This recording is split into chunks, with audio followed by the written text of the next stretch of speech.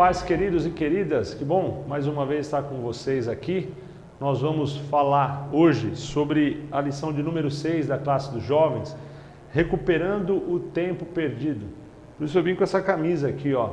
Tem um carrinho que está judiado pelo tempo, mas tem o seu valor. Pelo contrário, cada dia vale mais.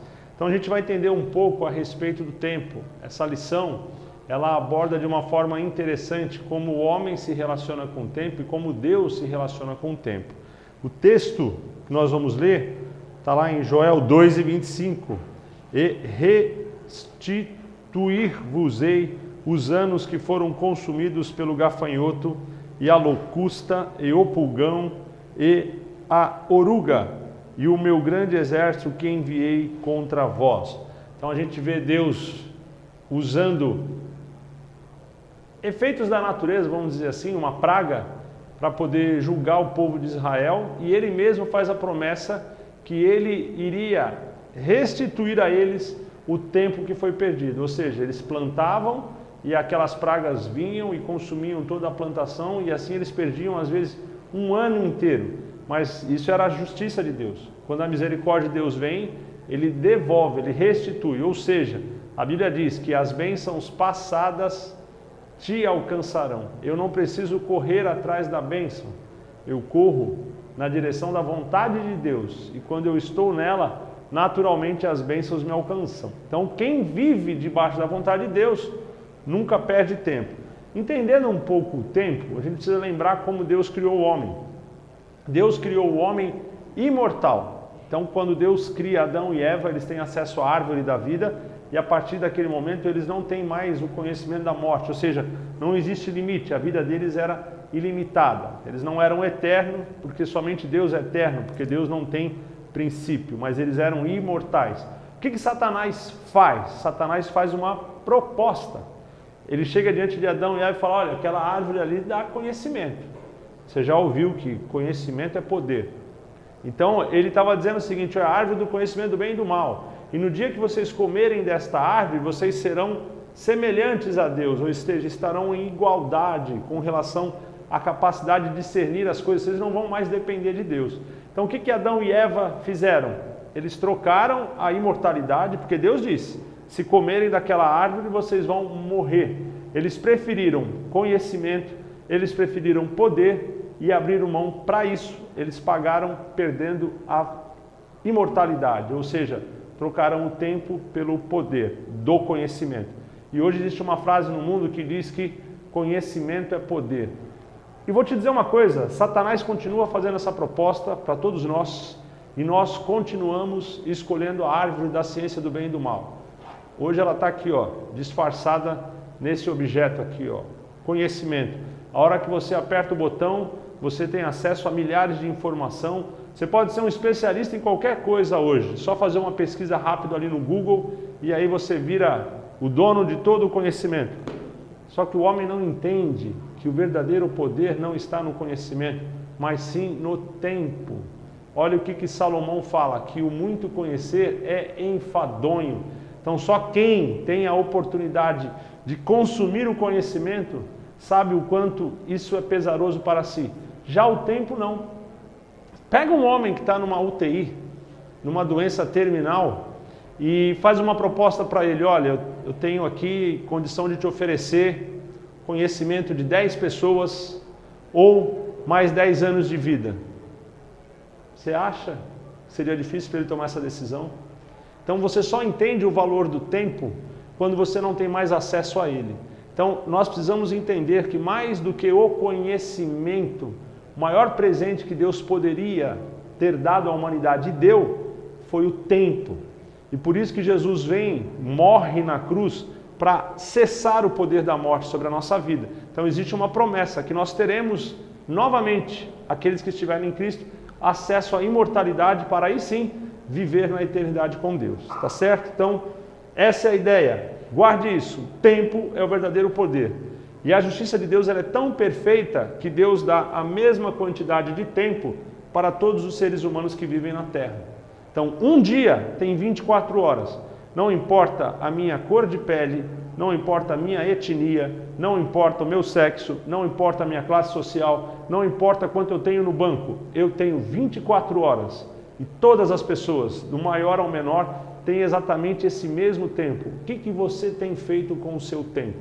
Se você usar bem o seu tempo debaixo da direção de Deus, pode ter certeza que você vai chegar a grandes alturas. Quando a gente olha para a história e pega os grandes inventores, pessoas que revolucionaram a história ou a vida na Terra, muitos deles não eram grandes conhecedores, mas eles souberam usar o tempo de uma forma poderosa. Vou dar um exemplo só, rapidamente. Você pega a história de Henry Ford.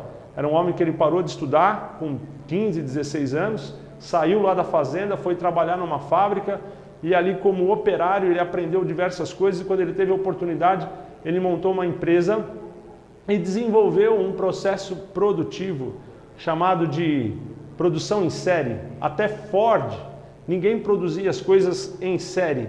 Você, para produzir um objeto, todo mundo tinha que ir até aquele objeto, cada um fazia uma parte. Então ele criou a linha de montagem e aquela esteira se movia numa determinada velocidade e aquele objeto, o carro que estava sendo feito, ia passando de seção em seção e cada operário era responsável por montar apenas uma parte do carro. Com isso, ele conseguiu aumentar expressivamente a velocidade de produção, ou seja, o tempo era o mesmo, ele conseguiu racionalizar melhor o tempo e aí ele teve benefício com isso. Sabe o que o diabo não quer? Que você desfrute todo o potencial do tempo que Deus te deu. Por isso ele quer que você perca tempo. Mas hoje essa aula vai ajudar você e os seus alunos a entender um pouco como é que nós podemos recuperar o tempo. Então, tem o texto bíblico, está lá em Jó, eu não vou ler com você, Jó capítulo 1, do 3, 12, 18 ao 21, Jó também 42, o 10, o 12 e o 17. Então, o texto de Jó mostra que Jó perdeu tudo. Satanás ele vem debaixo da orientação de Deus, arranca tudo que Jó tinha, ele estava destruído, arrasado, sem perspectiva, e lá no final, quando Jó entende todo aquele processo pelo qual ele precisou passar, e no final ele ora pelos seus amigos, a Bíblia diz que Deus, ele vem e restitui em dobro tudo aquilo que tinha sido consumido. Então, quem está debaixo da vontade de Deus, por mais que tenha perdido tudo, na verdade nunca perde nada, porque Deus é poderoso para restituir o dobro, o triplo, quantas vezes mais for necessário, se for o caso até imediatamente. Entendendo um pouquinho sobre preguiça. O que é a preguiça? Desperdício do tempo. Então quando a pessoa fica ali naquela letargia, ela está perdendo tempo. Então o preguiçoso, ele vai fazendo o quê? Procrastinando. Não, amanhã eu faço, daqui 10 minutos eu vou, só mais uma cochiladinha, sabe aquele toquezinho do celular ali para mais 10 minutos? Então a preguiça é o primeiro grande ladrão do tempo. Outro grande ladrão do tempo é o ativismo. O que é isso, pastor? É o contrário, realizar tudo ao mesmo tempo. Então quem faz tudo ao mesmo tempo não faz nada bem feito. Bota água para ferver, está passando roupa e o telefone toca. Existe o risco muito grande de você atender o telefone com ferro de passar roupa em vez do telefone. Então quem tenta fazer tudo ao mesmo tempo, com certeza no final não faz nada bem feito. A gente tem que aprender a fazer uma coisa por vez. Jesus falou, por que vocês estão preocupados com o dia de amanhã? A cada dia basta o seu mal. E quando Deus se apresenta para a humanidade, olha o nome que ele usou, eu sou. Qual é o tempo verbal? Presente. Então Deus não se apresentou como eu fui ou como eu serei, é sim o eu sou, ele é o eterno presente. Então, fuja da preguiça, dificuldade de começar as coisas, fuja do ativismo, a vontade de fazer todas as coisas. E a consequência, quando você vive nesses dois extremos, é gerar a ansiedade. Então, a pessoa que sabe que perdeu tempo por causa da preguiça, tenta fazer tudo bem feito e não consegue, ela se torna uma pessoa ansiosa. Então, a cada dia, ela fica desesperada para finalizar a sua tarefa, porque ela tem a sensação que ela está perdendo tempo. E você vai entender que debaixo da vontade de Deus, você nunca perde tempo. Então, tem pessoas que em vez de viver, elas estão sobrevivendo. Quem é que sobrevive? quem acorda, ou como diz um ditado antigo, quem vive para comer. Normalmente as pessoas têm que comer para poder viver. E tem pessoas que vivem somente para comer. Tem pessoas que elas não estão aproveitando potencialmente tudo aquilo que Deus deu para elas. Os dias passam na vida dessas pessoas. E elas estão sempre esperando que quando elas tiverem aquilo que falta, elas vão encontrar realização, elas vão encontrar satisfação. Então elas sobrevivem esperando o dia de amanhã, porque no dia de amanhã, verdadeiramente elas serão felizes. E esse dia nunca chega. Diferente da pessoa que vive. Quem vive, meu amigo, minha amiga? Faça o seu aluno pensar sobre isso. Quem vive? Quem tem um propósito de existir. Quando eu sei qual é o meu propósito, o meu dia faz sentido. Quando você é criança, normalmente o teu sonho é ser o quê? Pergunta para uma criança, o que você quer ser quando crescer? Independente de menino ou menina. Você vai ouvir professor, você vai ouvir médico, você vai ouvir engenheiro, você vai ouvir piloto, você vai ouvir uma série de profissões.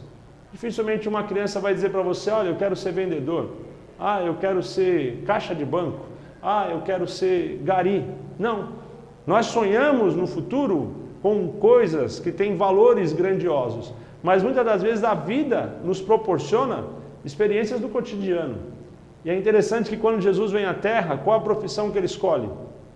Carpinteiro. Mas quando você vai olhar no grego, a palavra que está ali é tekton.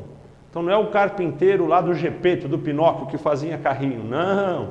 Jesus era o carpinteiro da obra, da construção civil. Ele era praticamente um pedreiro, por isso tekton, construtor. Arquitecton é quem supervisiona a construção, daí o termo arquiteto. Então o carpinteiro de Jesus está ligado à construção civil. Então Jesus não esperava uma grande profissão para dali ter uma grande realização. Pelo contrário, ele se realizava nas pequenas coisas que ele fazia.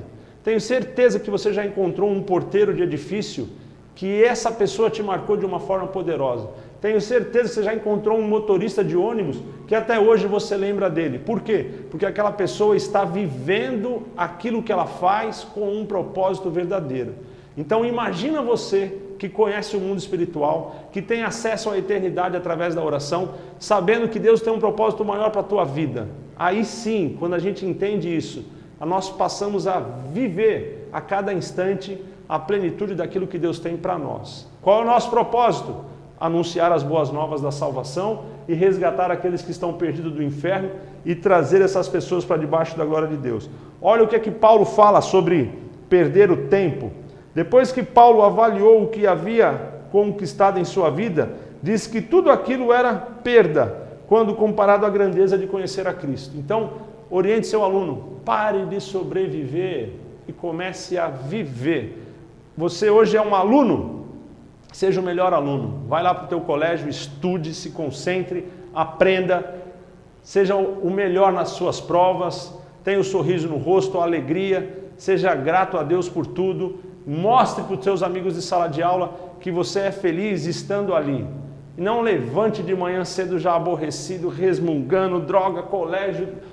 Aí daqui a pouco vai ser o trabalho, daqui a pouco vai ser a esposa, daqui a pouco vão ser os filhos, daqui a pouco vai ser o carro. Se você não aprender, como disse Jesus, por que estás ansioso com o dia de amanhã, cada dia basta o seu mal, a se realizar naquilo que você faz hoje, por menor que seja, se você não entender isso, nada na tua vida vai ter sentido e você vai ter aquela sensação que você está perdendo tempo. Então, entenda isso, debaixo de Cristo, nós nunca perdemos tempo, quando entendemos o propósito da nossa vida. Um outro assunto que a revista fala sobre desistir jamais. Eu quero dizer uma frase para você. A persistência é a irmã da resiliência. O que é resiliência? É a capacidade que uma matéria tem de sofrer pressão e não mudar a sua estrutura depois que essa pressão sai. O grande exemplo que a gente vê, por exemplo, é um bambu. Então você pega uma vara de bambu, o vento passa, flexiona ela e ela vai quase ali dobrando. E ela não rompe as suas fibras. E quando o vento passa, ela volta ao mesmo estado que estava antes. Ou seja, é a capacidade que aquele material tem de se moldar àquele momento de estresse, sem destruir a sua estrutura. E quando o momento de estresse passa, ele volta para a sua natureza. a Bíblia diz, irai-vos. Jesus não disse para você não se irar, porém ele diz, mas não pequeis. A Bíblia também diz, não deixe o sol se pôr sobre a sua ira. Então esse é um sentimento que eu não controlo, a ira. Agora o que eu faço com ele, aí sim eu controlo. Então quando nós estamos debaixo do controle do Espírito Santo, nós desenvolvemos a resiliência. E a resiliência, foi o que eu acabei de dizer, é a irmã da persistência. Quando você suporta as aflições da vida e continua em frente, resiliente àquelas dificuldades, sabendo qual é o teu propósito, Jesus fala, eu sou o caminho, a verdade e a vida, e ninguém vem ao Pai a não ser por mim. Ou seja, você vai ter que trilhar esse caminho. A persistência em fazer aquilo que é certo, em fazer a vontade de Deus, vai ser recompensada com a vitória. É muito interessante quando o povo de Israel, depois de 40 anos no deserto, agora sob a liderança de Josué, chegam até a entrada da terra prometida. O anjo do Senhor aparece ali para Josué e fala, olha, a terra é de vocês, pode ir lá. Só que, primeira cidade que eles vão, Jericó. O que Jericó faz? Abre as portas, podem entrar, por favor, a cidade é de vocês, vem aqui. Muralhas intransponíveis, passavam carros de boi em cima daquela muralha, mas Deus já tinha dado a vitória a eles. Deus dá uma estratégia, persistência, resiliência. 7 dias dando volta em volta da muralha, toda a população de Jericó zombando deles. E no 7º dia, 7 voltas. Só depois é que Jericó caiu, eles lutaram e foram vitoriosos. Então eles receberam a terra como herança, mas não veio de mão beijada. Eles tiveram que lutar de forma literal para receber aquilo que Deus já tinha dado em promessa. Então na vida a Bíblia diz, olha, isso vos digo, Jesus falando, para que tenhais paz. No mundo tereis aflições. Ele pôs no plural, vírgula, mas tem de bom ânimo. Eu já venci o mundo. E ponto. Não tem e vós vencereis não, procura lá. Ele está dizendo, eu já venci o mundo, você não vai precisar vencer o mundo. Você só precisa ter o quê? Bom ânimo. O que é bom ânimo? Persistência, resiliência. Não importa de onde venha o ataque, as portas do inferno não prevalecerão contra você. Então bota o teu ombro firme ali, ó, no escudo da fé e vai, porque Deus é contigo. Então, lembre isso para os jovens. Persistência. E para eu ter persistência e resiliência, eu preciso de 2 coisas. Objetivo claro, aonde eu quero chegar. E o segundo, autoestima. Não importa o que digam de mim. Lembra lá do cego? Jesus, filho de Davi, tem misericórdia de mim. Cala a boca, ó, não incomoda o mestre, fica quieto. E o que ele fez? Gritou mais alto, Jesus, filho de Davi, tem misericórdia de mim. E aí Jesus vai lá e manda chamar o cego. O que você quer? Eu quero ver. Pronto, foi curado. Então ele sabia do valor que a vida dele tinha. Por mais que dissessem que ele era pequeno, ele não se abateu. Quando Jesus ele prova a fé da sunamita, ele vira para aquela mulher e fala para ela assim, olha, não é digno a gente tirar o pão aqui da mesa e entregar para os cachorrinhos. Aquela mulher era uma gentia, ela não merecia, na cabeça dos judeus, ser atendida por Jesus. Ela era estranha, ela era de uma outra terra. E ela vira para Jesus e fala assim, olha, mas os cachorros também comem das migalhas que caem da mesa. Então ela sabia o valor que ela tinha, ela não se abateu por uma palavra dura, porque ela tinha objetivo e ela tinha autoestima. Pastor, mas eu não consigo me amar. Jesus é tão sábio que ele muda um mandamento, que é aquele, amarás o teu próximo como a ti mesmo. Jesus mudou, um novo mandamento vos dou, amarás o teu próximo como eu vos amei. Qual foi esse amor? Provado lá na cruz do Calvário. Então, o que Deus espera hoje? Pastor, eu não tenho uma autoestima, eu me sinto um lixo, uma desgraça, eu me sinto pequena. Vai buscar lá em Cristo o amor que você precisa para ter estima, o valor para enfrentar a vida. E aí de cabeça erguida, um óleo sobre a cabeça, sorriso no rosto, você vai embora e Deus é contigo. Tá bom? Então guarda isso, aquela mulher era Cirofenícia. Eu confundi aqui a geografia, mas você me entendeu. Então, é sobre isso que nós estamos falando. E entendendo, restituição de tempo. Muitas das vezes as pessoas que estão fora da vontade de Deus, elas vivem uma vida inteira com a sensação que perderam o tempo. A Bíblia conta a história do filho pródigo, que ele sai para curtir a vida, para viver o imediatismo, para sentir prazer. Então o homem não quer sofrimento, o homem quer prazer a qualquer preço. Então ele larga tudo, pega a sua herança, gasta para sentir prazer. E quando ele percebe que o dinheiro acabou e o prazer também, ele percebe que a sua vida não tinha valido de nada. Ele reconhece que perdeu o tempo.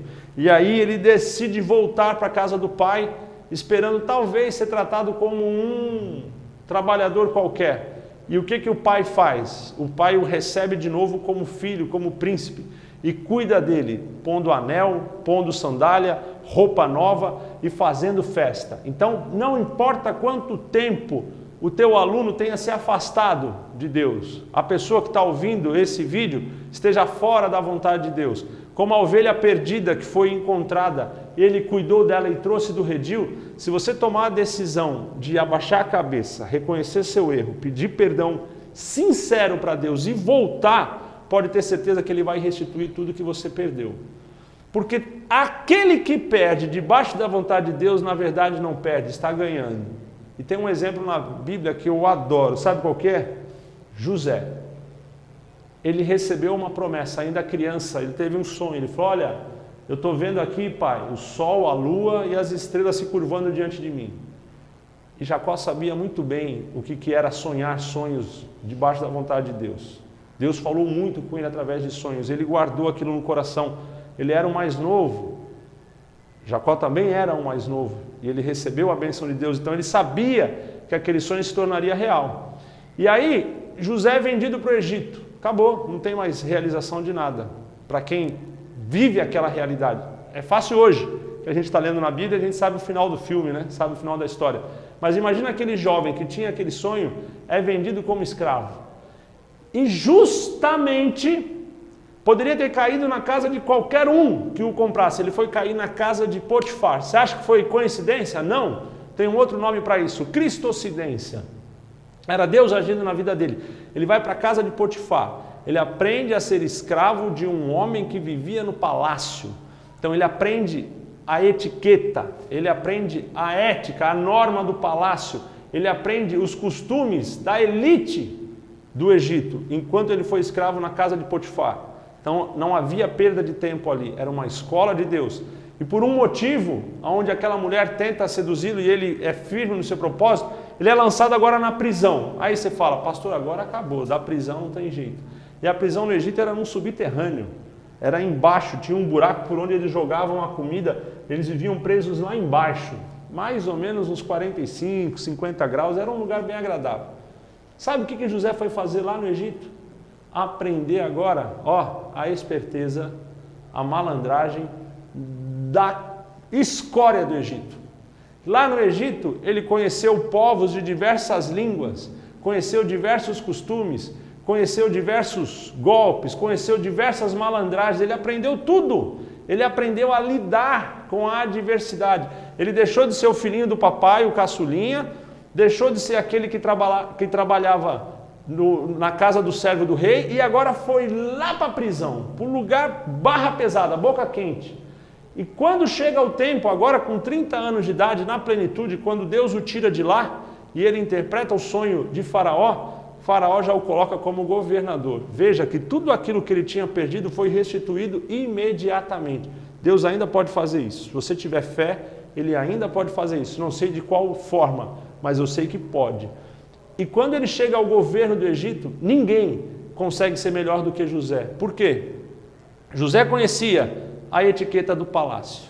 E José conhecia profundamente as malandragens da prisão. José conhecia outras línguas, ele aprendeu outras línguas enquanto estava lá. Então, você vê isso, ele fazendo com seus irmãos, ele se finge egípcio, como se não conhecesse o hebraico, e você vê os irmãos conversando em hebraico, ele sabe o que eles estão falando. Então, ninguém conseguia trapacear José, porque José conhecia a língua de todos eles naquela região. Então, quando Deus o manda para a prisão, ele não está perdendo tempo, Deus está ensinando José para que ele possa crescer. Se Deus tivesse dito isso para ele, talvez ele não tivesse crido.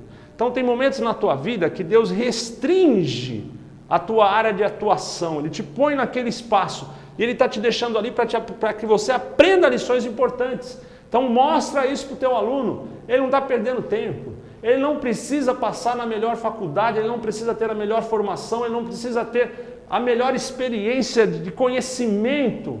O conhecimento é excelente, estudar é maravilhoso, mas não é só isso que vai fazer a diferença. Se ele estiver debaixo da direção de Deus, pode parecer simples, mas aquele simples que ele está aprendendo lá na frente vai fazer toda a diferença. Mais uma prova que você aprende com a espera, e é o item 3 do segundo subtipo da lição, que é a restrição de tempo, é o exemplo de Moisés. 40 anos no Egito, aprendendo toda a ciência, aprendendo toda a sabedoria, desde o direito, desde a astronomia, tudo. A ciência do Egito é a mais avançada até hoje na face da terra, e Moisés aprendeu toda a ciência.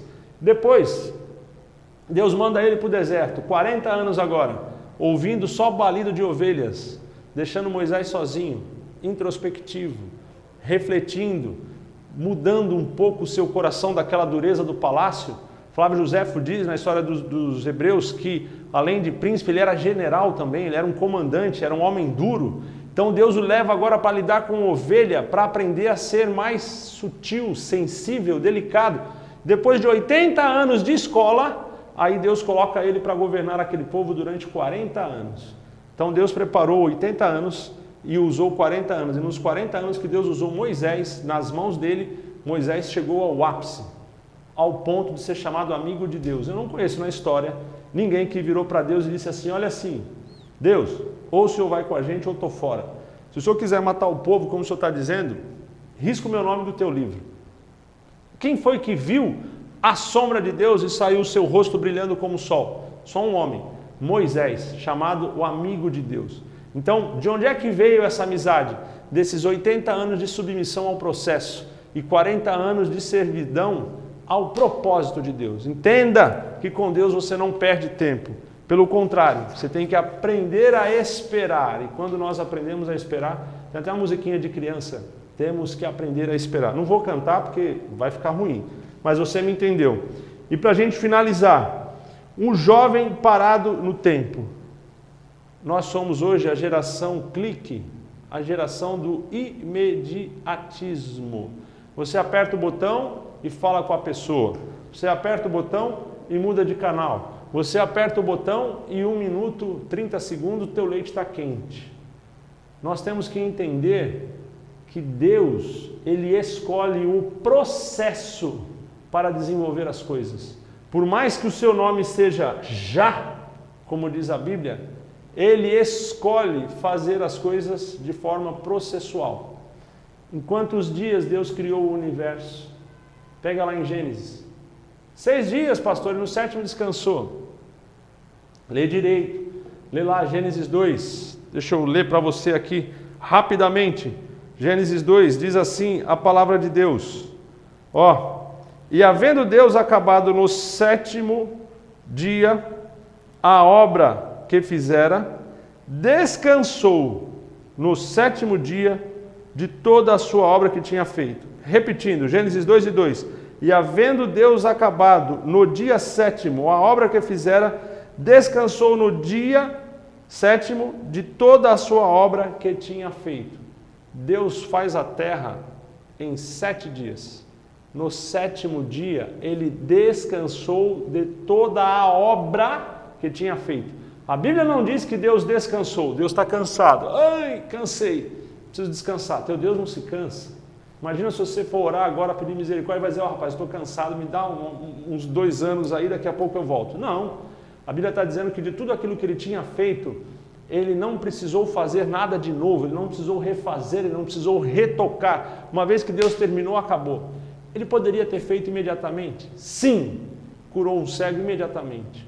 E outros milagres que Jesus fez de forma imediata. E por que ele faz a terra em 7 dias então? Pense, processo.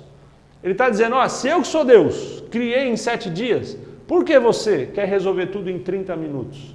Deus quer que você aprenda a ter paciência e se submeter ao processo do tempo. Se você não suporta 70 anos nessa terra, como é que você vai suportar uma eternidade com Deus? Então aprenda a confiar, aprenda a não viver ansioso com o futuro, aprenda que tudo tem um propósito, existe um processo a gente tem para desenvolver. É tão interessante a vida de Jesus, o último exemplo. Jesus viveu 33 anos nessa terra.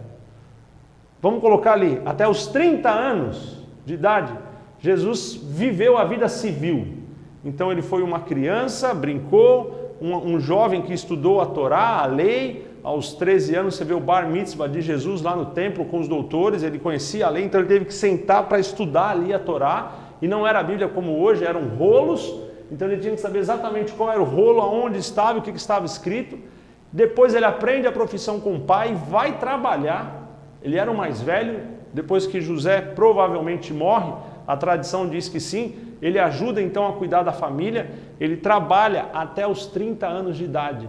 Você consegue imaginar Jesus sentado numa sinagoga, ouvindo um fariseu ensinando e ele calado?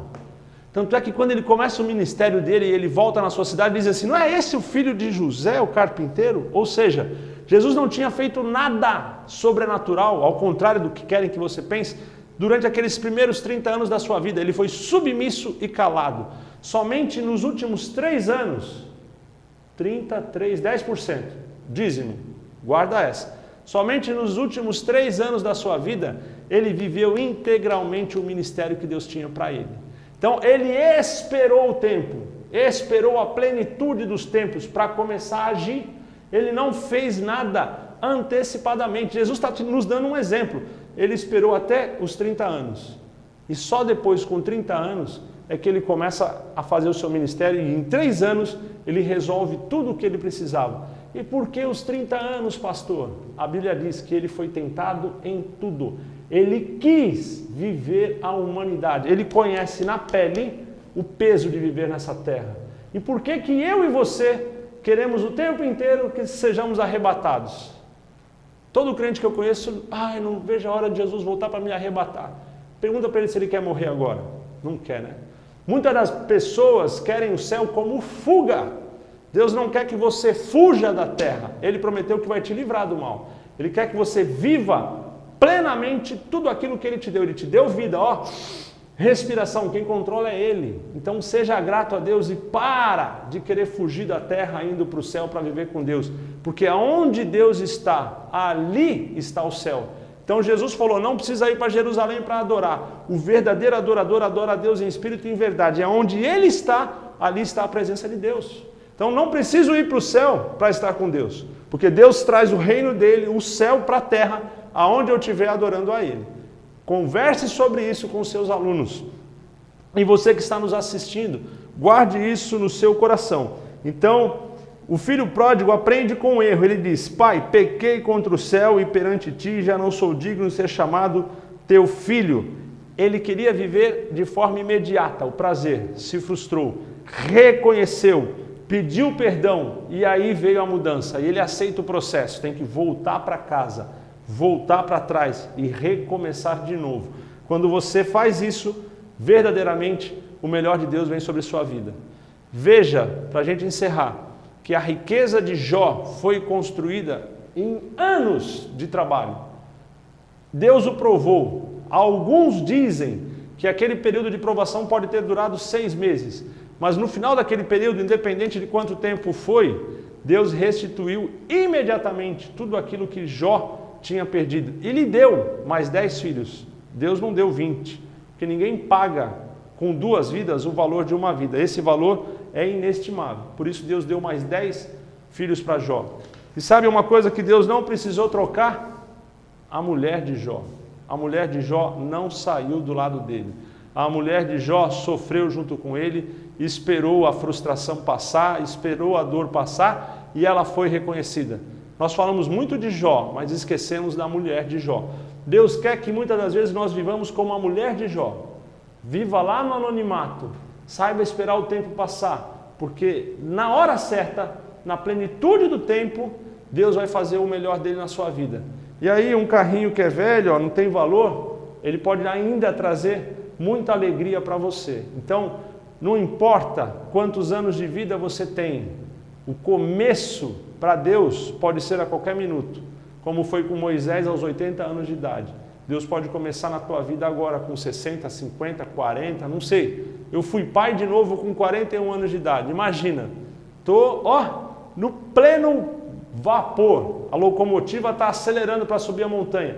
Então me renovou. A idade está aqui, está na tua mente. Então você não perde tempo estando debaixo das mãos daquele que é o dono do tempo. Tá bom? Deus te abençoe, obrigado pela paciência, espero que tenha ajudado. Se não, pelo menos a gente tentou esclarecer um pouco mais. Deus te abençoe.